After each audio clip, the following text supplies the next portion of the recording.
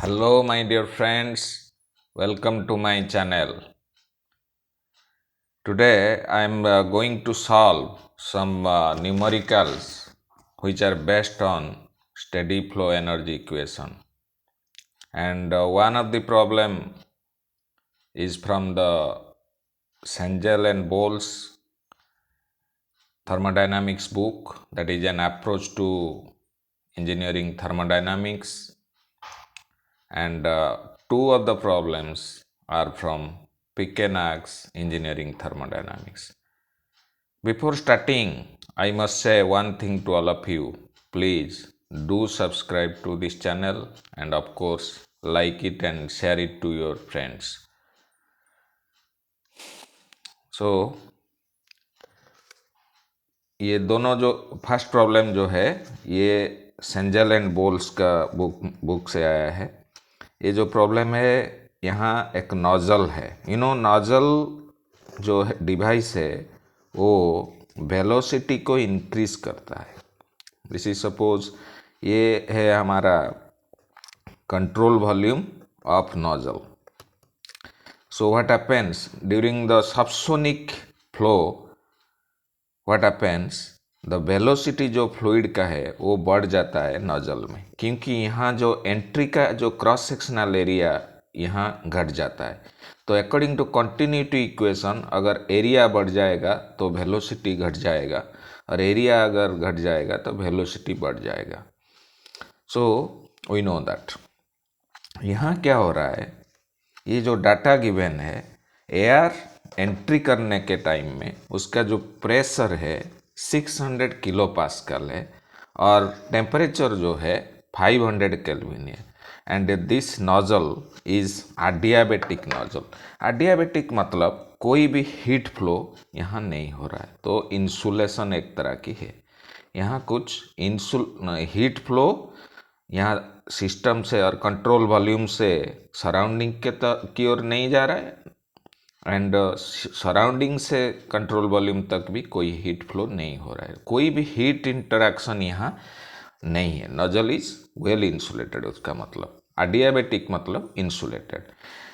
And other data जो दिया गया है, ये जो इनलेट एंड आउटलेट का जो एरिया का जो रेशियो है वो 2:1 दिया है। तो सपोज यहाँ इनलेट हो रहा है ये सेक्शन में और यहाँ आउटलेट हो रहा है। सपोज दिस सेक्शन हम ले लेंगे 1:1 और दिस सेक्शन हम ले लेंगे 2:2। यहाँ क्या हो रहा है, according to the data given inlet में हम ले लेंगे सबस्क्रिप्ट 1। तो प्रेशर जो है P1 वो है 600 किलो पास्कल। ये गिवन है क्वेश्चन में, you see this is 600 kilo pascal. And temperature जो इनलेट में है जब एयर एंट्री कर रहा है उस वक्त टेम्परेचर जो है वो है T1 हम लेंगे। इनलेट में 1 ले लेंगे सबस्क्रिप्ट और एग्जिट पे हम 2 लेंगे। सपोज P2 यहाँ होगा, T2 यहाँ होगा, जो वैल्यूज होगा वो उसमें सबस्क्रिप्ट 2 लगेगा क्योंकि ये एग्जिट होगा। तो यहाँ क्या हो रहा है, T1 ये दिया गया है कि 500 केल्विन। फर्स्ट लाइन में फर्स्ट सेंटेंस में डाटा दिया गया है। एयर जब एंट्री करने के टाइम में उसका जो प्रेशर है 600 किलो पास्कल है और टेम्परेचर जो है 500 केल्विन है। ये डाटा दिया गया है। So and data is other data जो दिया गया है वो इस तरह है A1 अपन A2, उसका जो रेशियो है ये 2:1 है। तो मतलब A1 जो है वो है 2:2, A1 जो है वो है 2:2। ये क्वेश्चन में है क्योंकि ये लिखा गया है 2:1 दिया गया है। Then with a velocity of 120 metre पर सेकेंड। सो नोजल में जब एयर एंट्री कर रहा है उसका वेलोसिटी 120 मीटर पर सेकेंड है। तो वेलोसिटी V1 भी ले सकते हैं, कोई C1 भी लेते हैं। Suppose we will take capital V1। जो वेलोसिटी एंट्री करने के वक्त एयर का था 120 मीटर पर सेकेंड। जब वो लीव करता है, मतलब सेक्शन 2 में जब लीव करता है 2 में, वेलोसिटी ऑब्वियसली नजल का काम है वेलोसिटी बढ़ाना, तो वेलोसिटी 120 से 380 मीटर पर सेकेंड हो जाता है। यहाँ क्वेश्चन में दिया गया है ये वेलोसिटी जो है बढ़ के एयर जब एंट्री करता है उसका वेलोसिटी 120 मीटर पर सेकेंड है, और जब लीव करता है कंट्रोल वॉल्यूम नोजल को 380 मीटर पर सेकेंड है। सो जो वेलोसिटी बढ़ जाता है वो कहाँ से एनर्जी आता है, क्योंकि हम फास्ट लॉ में ये हमको पता है ओनली एनर्जी कन्वर्सन होता है, neither energy cannot be created nor can it be destroyed. वो एक फॉर्म से दूसरा फॉर्म को बस कन्वर्सन होता है। यहाँ क्या होता है, हम लोग को ये पता है कि नोजल में क्या होता है, प्रेशर और temperature of the fluid drop होता है। Basically the pressure drop takes place and velocity rise in velocity takes place. Velocity बढ़ जाता है और प्रेशर का ड्रॉप होता है। तो यहाँ जब एयर का वेलोसिटी 120 मीटर पर सेकेंड से 380 मीटर तक पर सेकेंड तक बढ़ गया, हमको जो पूछा गया है what will be the exit temperature and exit pressure of air. Inlet pressure अगर 600 किलो पास्कल है तो ऑब्वियसली एग्जिट प्रेशर घट जाएगा और कम होगा वो, क्योंकि जब ये प्रिंसिपल है नोजल का। So pressure drop will take place and rise in velocity will take place. Obviously P2 will be less than 600 kilo pascal and temperature will also be less, and we will see because there is a drop in enthalpy and gain in kinetic energy. So we know that the steady flow energy equation हम इस तरह लिख सकते हैं, यहाँ कोई heat interaction भी नहीं हो रहा है। We know that in nozzle there is not any kind of WCB और कंट्रोल वॉल्यूम वर्क नोजल में नहीं हो रहा है, क्योंकि यहाँ कोई शाफ्ट तो लगा हुआ नहीं है। तो टरबाइन और कंप्रेसर में कंट्रोल वॉल्यूम वर्क होता है। यहाँ कोई भी किस तरह की वर्क तो नहीं हो रहा है, नहीं भी कुछ हीट इंटरेक्शन भी हो रहा है, ओनली एंथैल्पी का चेंज हो रहा है। व्हाट एवर द फ्लूइड जब एंटर करता है उसका टोटल एनर्जी कितना हो रहा है, टोटल एनर्जी इस तरह होता है। अगर मास फ्लो रेट भी हम ले लेंगे W1 होगा mass flow rate per KG per second. Suppose W1 kg entry कर रहा है, उसका जो energy we know that according to steady flow का जो प्रोसेस का फंडामेंटल्स के अनुसार क्या होता है, total energy entering into the system per second is equal to total energy leaving the control volume per second, और total mass flow rate that is entering into the control volume per second is equal to mass flow rate leaving होता है। सो यहाँ W1 वो उसका जो energy है, हम energy of a flowing fluid में ये पढ़ चुके हैं कि जो उसमें तीनों टाइप का एनर्जी होता है। एक होता है H एंथैल्पी जिसमें हम फ्लो वर्क को कंसिडर करते हैं, एंड इसके अलावा जो काइनेटिक एनर्जी भी होता है और पोटेंशियल एनर्जी भी होता है। क्योंकि यहाँ कोई पोटेंशियल एनर्जी का मेंशन नहीं है तो पोटेंशियल एनर्जी को चेंज को नेग्लेक्ट कर देते हैं। ज़्यादातर केस में पोटेंशियल एनर्जी को नेग्लेक्ट करते हैं, and here nozzle is assumed to be horizontal because there is no mention of potential energy, and हमको ये पता है कि नोजल हॉरिजॉन्टल है तो कोई चेंज इन एलिवेशन हो नहीं रहा है, तो चेंज इन पोटेंशियल एनर्जी को हम नेग्लेक्ट कर सकते हैं, टोटल पोटेंशियल एनर्जी को हम नेग्लेक्ट करेंगे। तो what ever energy entering into the control volume per second this is kg पर सेकेंड, और ये सब स्पेसिफिक टर्म है किलोजूल पर kg, तो मल्टीप्लाई करने से किलोजूल पर सेकेंड में हर टर्म आएगा। ये भी स्पेसिफिक काइनेटिक एनर्जी है क्योंकि मास हाफ mv², लेकिन m तो यहाँ हम 1 kg लिए हैं, ये है equation, and there is no other energy entering into the control volume, only the fluid energy fluid का जो एनर्जी जा रहा है सिस्टम कंट्रोल वॉल्यूम के अंदर।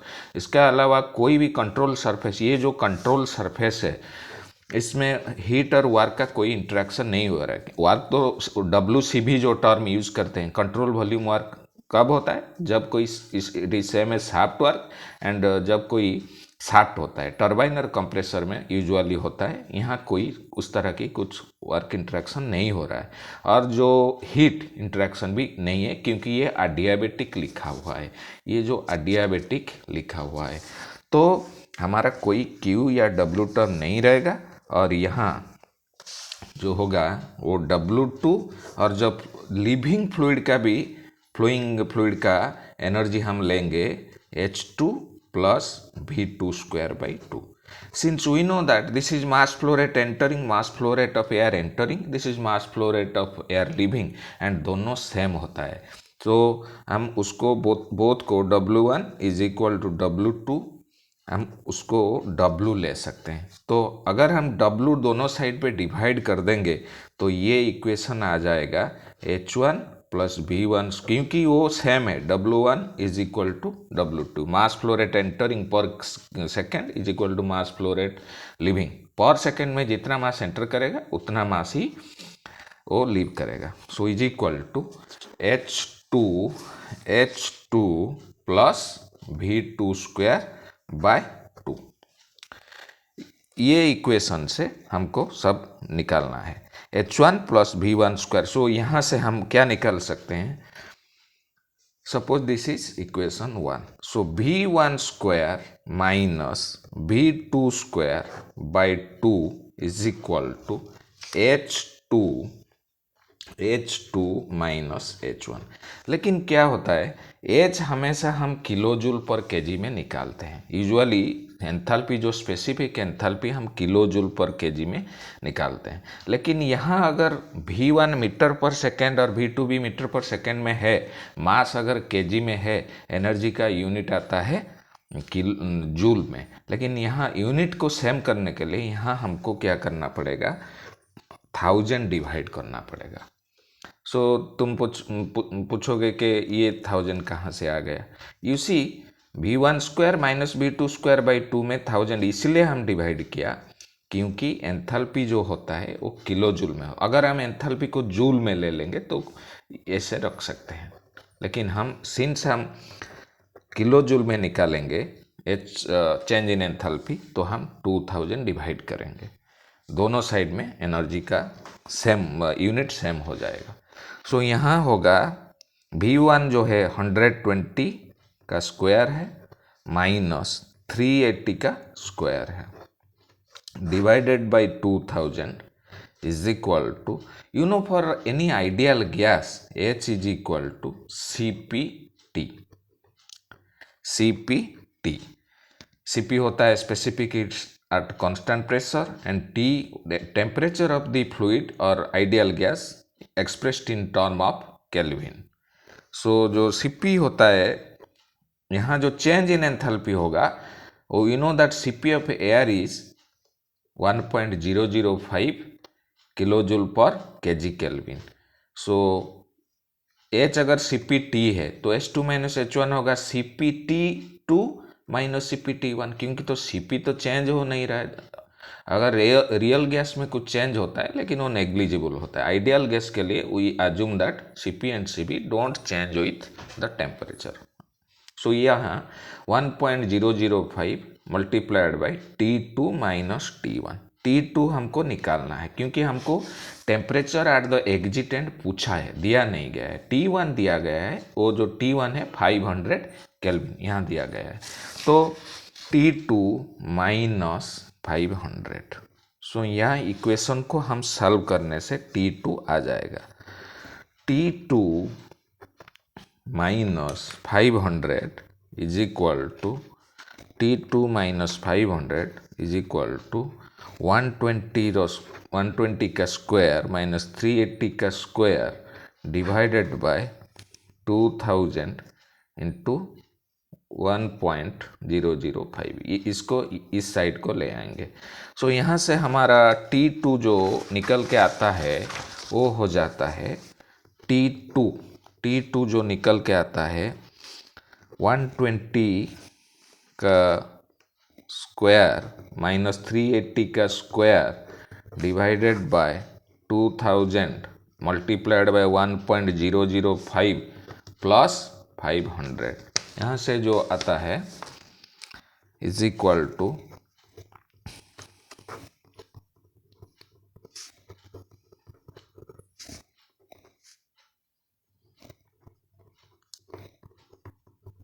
500 500 minus 64.67 that is equal to 435.33 kelvin. Temperature जो पूछा था वो तो निकल के आ गया ना, टेम्परेचर एट द एग्जिटेंट पूछा था, वो आ गया हमारा 435.33 केल्विन। और जब एंट्री कर रहा था यार उसका टेम्परेचर था 500 kelvin. So there is definitely some drop in temperature we noticed. So air का टेम्परेचर ड्रॉप हो रहा है, वेलोसिटी तो बढ़ रहा है लेकिन टेम्परेचर ड्रॉप हो रहा है, तो हमको प्रेशर निकालना पड़ेगा, क्योंकि we know that the ideal gas equation जो होता है PV is equal to MRT होता है, या PV is equal to MRT total volume जो V होता है, नहीं तो हम M को इस साइड में ले आएंगे तो P specific volume is equal to RT। तो R तो हमको मालूम है, तो अगर टेम्परेचर हमको पता है तो प्रेशर हम, अगर स्पेसिफिक वॉल्यूम हमको मालूम होगा तो हम प्रेशर निकाल सकते हैं, लेकिन हमको स्पेसिफिक वॉल्यूम अभी मालूम नहीं है तो इसको निकालना पड़ेगा।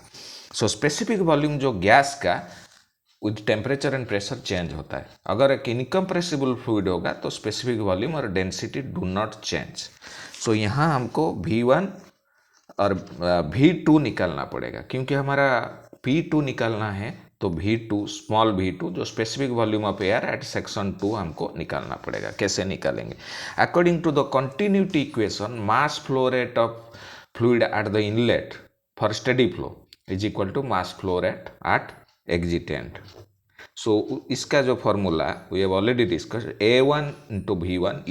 A1 जो होता है इनलेट का जो क्रॉस सेक्शनल एरिया होता है, इनलेट का क्रॉस सेक्शनल एरिया होता है, और A2 जो है आउटलेट का क्रॉस सेक्शनल एरिया होता है, और V1 जो वेलोसिटी यहाँ होता है और V2 जो वेलोसिटी यहाँ होता है।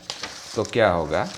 तो A1 V1 divided by small V1 is equal to A2 V2 divided by small V2। ये जो कंटिन्यूटी इक्वेशन है, तो A1 मल्टीप्लाइड बाय 120। सो हम A2 जो है A1 डिवाइडेड बाई 2, क्योंकि हम ये तो क्वेश्चन में दिया गया है ना, A1 is equal to 2A2 और A2 is equal to A1 by 2। जो इनलेट और आउटलेट का क्रॉस सेक्शनल एरिया का रेशियो 2:1 है, A1 ज़्यादा होता है, तो यहाँ हम लिख सकते हैं A2 के प्लेस में हम लिख सकते हैं A1 by 2 multiplied by V2 के जगह में हम 380 मीटर पर सेकेंड लिखेंगे, सॉरी डिवाइडेड ऐसे लिखेंगे, A1 multiplied by 120 divided bye V1 जो है V1 निकालेंगे, V1 is equal to A1 divided by 2 into 380 divided by V2। लेकिन V1 हम कैसे निकालेंगे? We know that V1 is equal to RT1 by P1। यहाँ आ गया ना, PV is equal to RT, so P1 V1 is equal to RT1 at inlet, and outlet में आएगा P2 V2 is equal to RT2। So V1 अगर RT1 by P1 है, we know that R जो characteristic gas constant of air होता है वो 0.287 kilo joule per KG kelvin होता है, और T1 जो होता है इनलेट टेम्परेचर वो दिया गया है 500 केल्विन। तो हम इसको 500 केल्विन ले लेंगे, 500 केल्विन डिवाइडेड बाय P1 जो होता है P1 दिया गया है 600 किलो पास्कल। सो 600 किलो पास्कल, 600 किलो पास्कल। सो यहाँ किलो जूल में है ये जो R, और ये केल्विन ये किलो पास्कल में है, तो सब यूनिट से हमें यूनिफॉर्म यूनिट में है, तो V1 आ जाएगा हमारा V1 0.2391 metre cube per KG. तुम लोग ये चेक कर सकते हो, 0.2391 मीटर क्यूब पर केजी। और ये जो इक्वेशन सपोज हम इसको 2 ले लेंगे, 2, तो यहाँ अगर पुट करेंगे, यहाँ इक्वेशन 2 में इस सब वैल्यू को अगर पुट करेंगे तो V2 हम निकाल सकते हैं। तो A1 जो है A1 multiplied by 120 divided by small v1 जो निकल के आ गया 0.2391 is equal to a1 divided by 2, v2 आ गया 380 डिवाइडेड बाय v2। यहाँ से हमारा जो v2 आता है, v2 निकल के आता है 0.3785 metre cube per KG. v1 जो आया था 0.2391, v2 आ गया 0.3785 मीटर क्यूब पर केजी। सो हमको P2 चाहिए, P2 चाहिए क्योंकि हमको ये पता है V2 is nothing but RT2 divided by P2। सो यहाँ से P2 जो आएगा RT2 divided by V2। P2 है ना, प्रेशर हमको चाहिए ना, टेम्परेचर तो हम निकाल दिए 435.33 kelvin. So pressure at section 2 हमको निकालना है, it is nothing but RT2 upon V2। सो हम निकाल सकते हैं P2 is equal to R के जगह पे एयर का जो R होता है characteristic gas constant 0.287 kilo joule per KG kelvin in multiplied by T2 तो हम निकाल दिए ना 435.33 डिवाइडेड बाय V2 अब जस्ट निकाले 0.3785। इसको अगर हम कैलकुलेशन करेंगे वो P2 आ जाएगा हमारा 330.09 kilo pascal.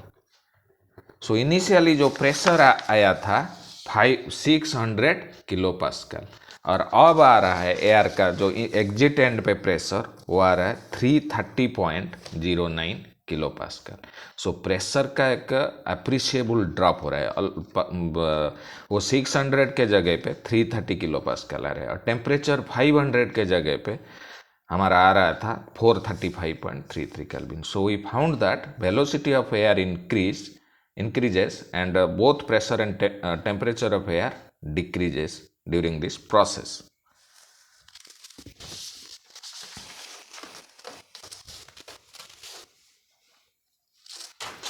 So another problem, this problem is from Pickenax Engineering Thermodynamics book, and the question is like this: air flows steadily at the rate of 0.4 kg per second through an air compressor entering at 6 meter per second with a pressure of 1 bar and a specific volume of 0.85 meter cube per kg and leaving at 4.5 meter per second with a pressure of 6.9 bar and a specific volume of 0.16 meter cube per kg. The internal energy of the air leaving is 88 kilojoule per kg greater than that of air entering। उसका मतलब है ये specific internal energy दिया हुआ है, पर KG में कितना इंटरनल एनर्जी होगा जब एयर लीव करेगा ये कंप्रेसर को। Cooling water in a jacket surrounding the cylinder observes heat from the air at the rate of 59 watt. Calculate the power required to drive the compressor and the inlet and outlet cross sectional areas। हमको तीनों चीज़ें चाहिए, power required to compressor, drive the compressor, inlet and outlet cross sectional areas, ये चाहिए। उसी compressor जो है वो पावर कंज्यूम करता है। जब जैसे कि टरबाइन हम लोग को ये पता है, टरबाइन क्या करता है, पावर प्रोड्यूस करता है, वो पावर प्रोड्यूसिंग है। लेकिन ये जो कंप्रेसर है वो पावर कंज्यूम करता है क्योंकि उसमें जो मोटर होता है वो इलेक्ट्रिकल एनर्जी कंज्यूम करता है। So this is suppose 1 and this is the control volume suppose.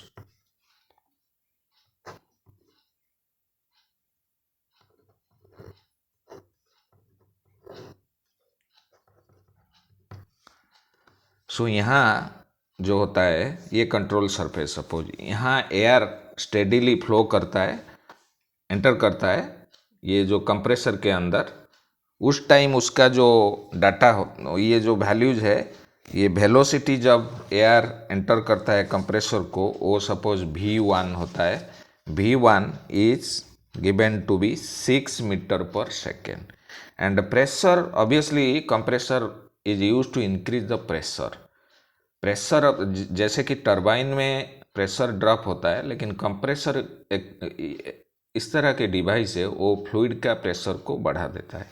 So P1 जो होता है 1 बार हमको पता है ये 10⁵ पास्कल, मतलब 10⁻² किलो पास्कल होता है, 10⁻² किलो पास्कल होता है या 100 किलो पास्कल होता है। एंड स्पेसिफिक वॉल्यूम जो है at the inlet 0.85 meter cube per KG. Compressible fluid का स्पेसिफिक वॉल्यूम और डेंसिटी, स्पेसिफिक वॉल्यूम और डेंसिटी में कुछ डिफरेंस नहीं है। Density is just reciprocal of specific volume. Specific volume का यूनिट अगर मीटर क्यूब पर केजी है, वो वॉल्यूम पर मास है, तो डेंसिटी होता है मास पर वॉल्यूम। सो V1 है। और U1 उसका कोई एग्जैक्ट वैल्यू तो नहीं दिया है, लेकिन U1 से U2 88 किलो जूल ज़्यादा होता है, ये गिवन है। एंड W1 जो mass flow rate of air जो एंटर करेगा या लीव करेगा, क्योंकि लिखा हुआ है एयर फ्लोज स्टेडीली, यहाँ देखो एयर फ्लोज स्टेडीली, उसका मतलब जो mass flow rate W1 is equal to W2 और वो है 0.4 kg पर सेकेंड, ये लिखा हुआ है। You go through question and you will find that लिखा हुआ है 0.4 kg पर सेकेंड, 0.4 kg पर सेकेंड। मैं क्वेश्चन को लिख देता हूँ डिस्क्रिप्शन बॉक्स में। सो अगर आपको कोई दिक्कत हो रहा है अभी, सो you can go through the description, you will see the question so that you can easily solve the problem. So W1 is equal to W2 is equal to 0.4 kg पर सेकेंड, ये दिया गया है। और जो velocity at the exit and वो दिया गया है 4.5 मीटर पर सेकेंड। और जो प्रेशर बढ़ के 6.9 बार हो जाता है, जब एंट्री करता है एयर उसका प्रेशर होता है 1 बार, और जब लीव करता है उसका प्रेशर 6.9 बार होता है। Usually compressor is a device which is use to increase the pressure of a gas compressible fluid. So 6.9 bar, or you can say 6.9 multiplied by 10⁻², that is 690 kilo pascal. और specific volume जो है वो घट के 0.16 meter cube per KG हो जाता है। Specific volume को भी वो घटा रहा है 0.16 meter cube per KG. And U2 जो specific internal energy at section 2.2, ये दिया गया है कि ये U2 is equal to U1 plus 88 kilo joule per KG. We know that specific enthalpy is expressed in either kilo joule per KG और joule per KG, यहाँ kilo joule per KG में दिया गया है। The internal energy of the air leaving is 88 kilo joule per KG, greater than that of the air entering. And जो cooling water जो है in a jacket surrounding the cylinder observes heat from the air at the rate of 59 watt. और power required हमको पूछा है, हम लोग ये सॉल्व करेंगे कि energy flow rate entering is equal to energy flow rate leaving. ये जो कूलिंग वाटर जो हीट ले रहा है वो we will take that in that energy leaving, क्योंकि हम तो एयर को सिस्टम ले रहे, कंट्रोल वॉल्यूम ले रहे, तो एयर जब कूलिंग वाटर जो है वो कंट्रोल वॉल्यूम के अंदर नहीं आ रहा है, वो डिफरेंट चीज़ें होता है। वो जैकेट में जैसे कि एक पाइप में जा रहा है, तो ये हमारा कंट्रोल वॉल्यूम यहाँ है, और ये जो कंप्रेसर है, cooling water is somewhere outside. So अगर हम ये कंट्रोल वॉल्यूम का एनर्जी एनालिसिस कर रहे हैं, तो ये जो पाइप में कूलिंग वाटर है वो जो हीट ले रहा है यहाँ जो हीट प्रोड्यूस हो रहा है उसको कूलिंग मतलब वो कूल कर रहा है, तो ये इसका हीट को ले जा रहा है।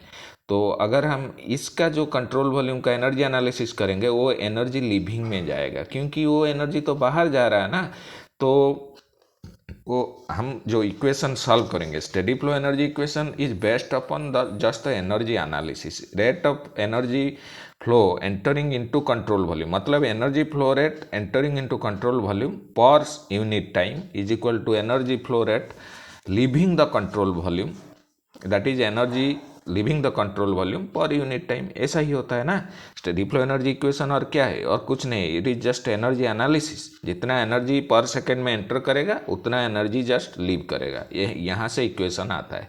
So we will directly use that, no equation you need to remember, you just remember one thing, हमको ये याद करना पड़ेगा कि जितना एनर्जी पर सेकेंड में एंटर करेगा उतना ही एनर्जी लीव करेगा, एंड जितना मास एंटर करेगा उतना ही मास लीव करेगा। That's why W1 is equal to W2 is equal to 0.4। सो हम यहाँ इक्वेट करेंगे energy flow rate entering in to control volume, you need not remember or memorize things, you need not mug up things, so you just make analysis. Rate of flow of energy entering into control volume is equal to rate of flow of energy leaving the control volume। हमको ये पता है ना W1 जो होता है वो मास flow rate entering, उसका जो energy flow rate energy of flowing fluid में पर यूनिट मास में जो आता है हमको ये पता है H1 plus V1 square by 2। And हमको जो पूछा है ना कितना एनर्जी रिक्वायरमेंट होगा कंप्रेसर को, उसका मतलब एनर्जी जब रिक्वायरमेंट मतलब work is done on the system, मतलब वर्क का arrow sign towards the system होगा। Suppose we don't know what is value of dw by dt and work input to the control volume per unit time, जिसको हमको निकालना है, लेकिन वो तो कंट्रोल वॉल्यूम को आ रहा है ना, तो ये एनर्जी इन में आएगा, और जो हीट जो कूलिंग वाटर जैकेट जो ले रहा है वो एनर्जी बाहर जा रहा है, वो एरोसाइनिस, बिकॉज वो एयर से वो हीट वो कूलिंग वाटर तक जा रहा है, इसलिए वो एनर्जी लिविंग में जाएगा और जो वर्क इनपुट आएगा वो एनर्जी एंटरिंग में आएगा।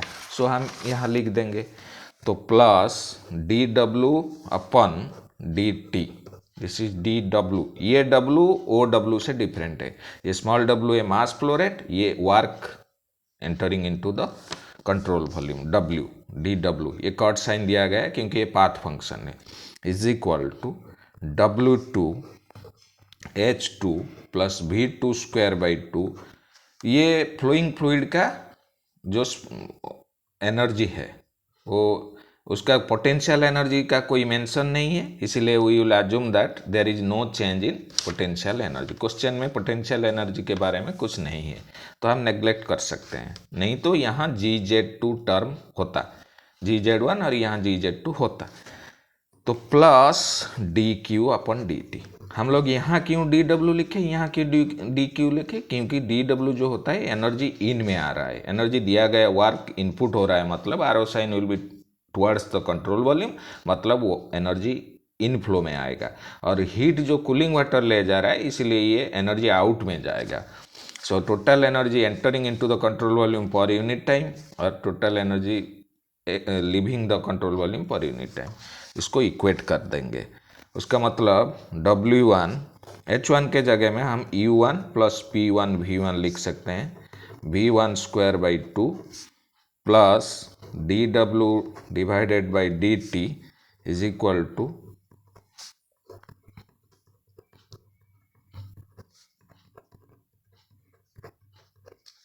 प्लस dq बाई dt दिया गया है 0.059, 59 वाट दिया गया है, 59 वाट। यू सी 59 वाट मतलब हम हर यूनिट को किलो जूल में ले रहे हैं तो इसको किलोवाट में कन्वर्ट कर देंगे। 59 वाट मतलब 59 divided by 1000 that is 0.059 kilowatt. तो यहाँ हम लिख सकते हैं W1 एंड W2 दोनों सेम है and we can take it to be W। सो W U1 plus P1 V1 plus V1 square by 2 plus dW by dt equal to W। U2 जो है वो U1 से 88 किलोजूल ज़्यादा है, kilojoule पर KG. So U1 plus 88 P2 V2 plus V2 square by 2 plus 0.059। सो यहाँ अगर हम इक्वेट करेंगे सो ये जो WU1 आएगा और यहाँ भी WU1 आएगा, तो हम वो बोथ साइड में होगा तो हम कैंसिल कर सकते हैं, तो इसको यहाँ भी कैंसिल कर सकते हैं और कैंसिल हो जाएगा। तो हमारा जो वैल्यू आ रहा है वो WP1V1 plus WV1 square by 2 plus dW/dt is equal to W88 plus WP2V2, ये स्मॉल v2 है, ये स्पेसिफिक वॉल्यूम है, but this is velocity, for velocity 0.059। अगर हम इस इक्वेशन को इक्वेट करते हैं तो हमारा dW/dt आएगा, every value is given, suppose P1 वो 100 किलो पास्कल लोगे और स्पेसिफिक वॉल्यूम जो V1 0.85 लोगे और P2 हमारा वो 692 किलो पास्कल लोगे, V2 0.16 meter cube per KG और V1 6 एंड V2 4.5 लोगे। तो everything you take all those numerical values and finally हमारा जो आंसर आएगा 45.415 किलोवाट। वो आंसर पॉजिटिव में आएगा क्योंकि यहाँ एनर्जी इनपुट हो रहा है, तो इसका मतलब हमको ये समझना पड़ेगा ये एनर्जी दिया जा रहा है कंट्रोल वॉल्यूम को, कंप्रेसर को दिया रहा है, ये energy entering into the control volume. Actually by convention it should have come out negative, but हम ऐसे नहीं लिए हैं, हम total energy entering into control volume is equal to total energy leaving the control volume. So ये जो है energy entering into the compressor, और कंप्रेसर के लिए पर सेकेंड में इतना वर्क इनपुट हो रहा है। एंड जो A1 और A2 पूछा है, यू सी A1 V1, ये कंटिन्यूटी इक्वेशन से A1 V1 divided by small v1 is 0.4। सो हम A1 यहाँ निकाल सकते हैं, 0.4 multiplied by small v1 is 0.85 divided by 6, that is 0.05666 and it can be rounded up to 0.057 meter square. Similarly हम A2 भी पूछा है ना, exit area A2 multiplied by V2 दिया गया है 4.5, 0.16 इज इक्वल टू 0.4। यहाँ से A2 आ रहा है 0.0142 मीटर स्क्वायर।